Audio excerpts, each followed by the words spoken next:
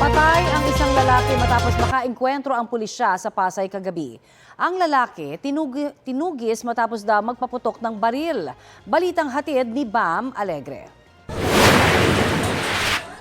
Nauwi sa madugong engkwentro ang isang police operation sa Barangay 62 sa Pasay kagabi.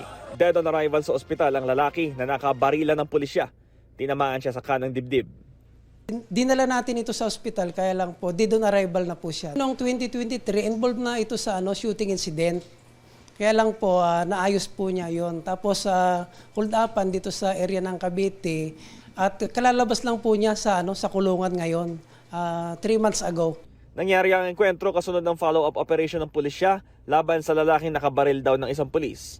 Kahapon nang i-report sa pulisya ang pagpapaputok ng baril o indiscriminate firing ng lalaki sa Barangay 61. Nang sitahin siya, namaril daw ulit ang lalaki at tinamaan sa kaliwang balikat ng isang pulis. Isinugod sa Pasay City General Hospital ang pulis at maayos na ang kondisyon.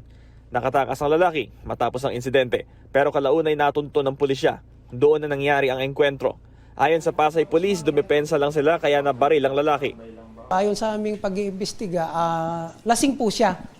At nakantsawan po ng kanyang mga kaibigan at nagpaputok po doon sa barangay.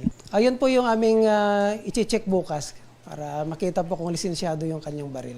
Tukoy na ng pulisya ang pagkakakilanlan ng suspect at naabisuhan na rin ang kanyang mga kaanak.